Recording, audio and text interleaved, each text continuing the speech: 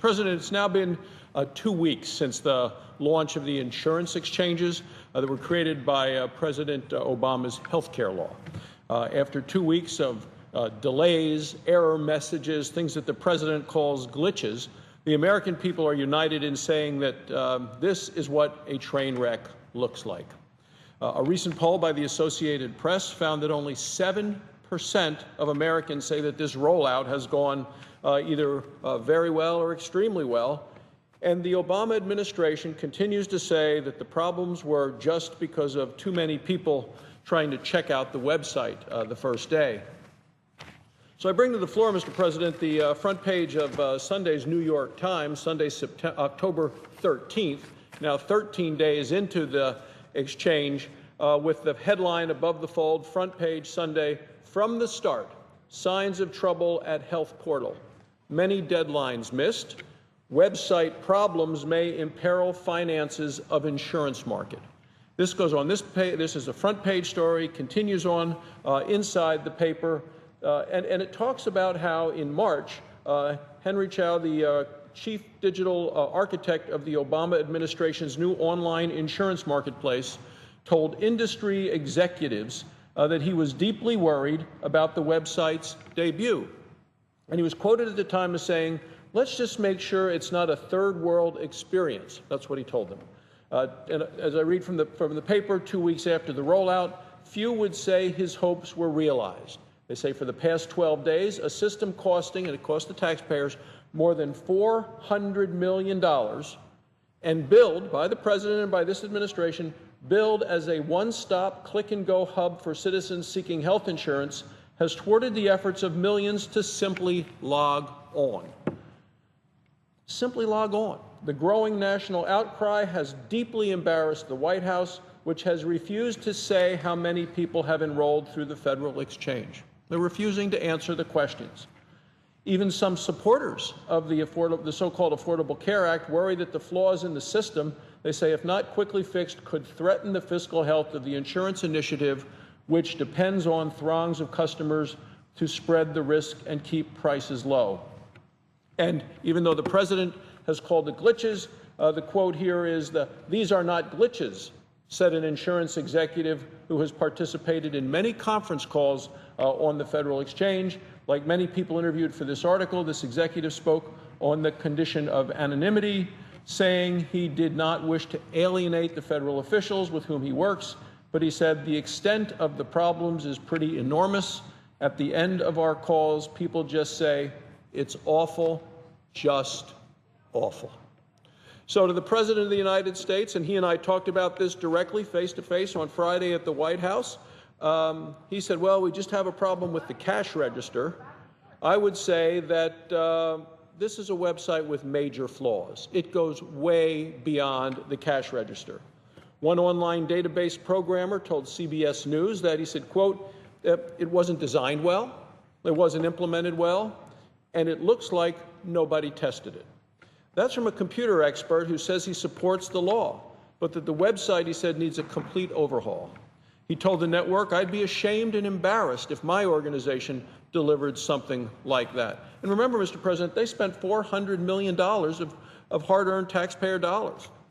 This guy says he'd be ashamed and embarrassed to deliver something as bad as the Obama health care exchange. Well, I think the Obama administration should be embarrassed about the whole law. This health care law wasn't designed well, hasn't been implemented well, and it looks like nobody tested it. The problems that we've seen are not just first-day glitches. The problems have continued. People still can't sign up easily. It's still not easy to use as Amazon. Remember, the President of the United States promised it would be as easy to use as Amazon.com. And why are there still problems 2 weeks later?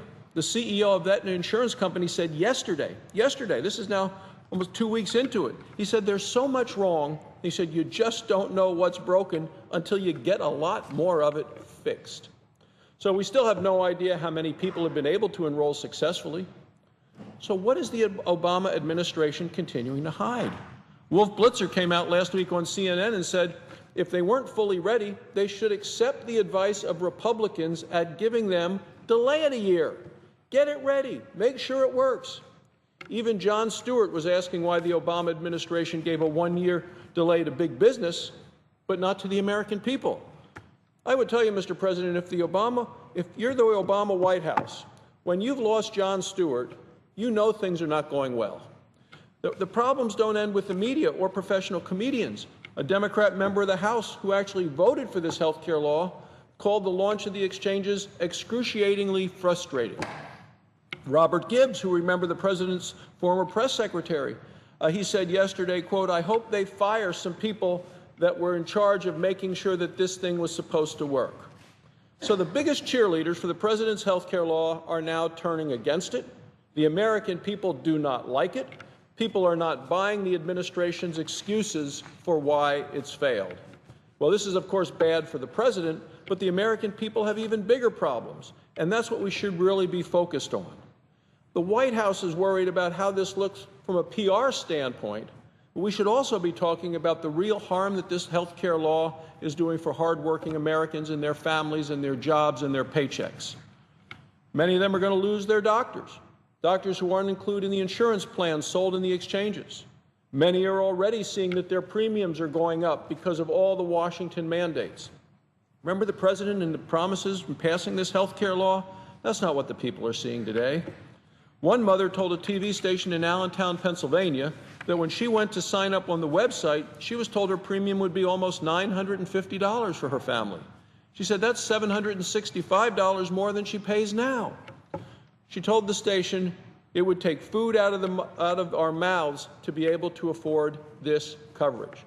This is what the President of the United States and Democrats in this body have foisted on the American people.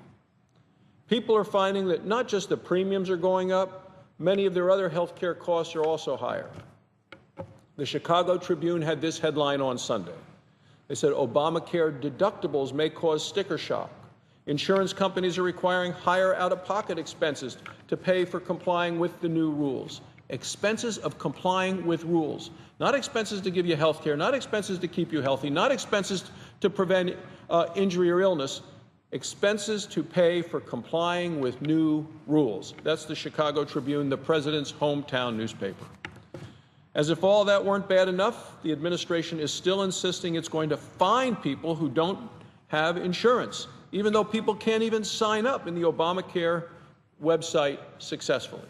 The administration was saying that this is a long process and the people have until the end of March of next year to enroll in the exchanges, but then even that changed last week.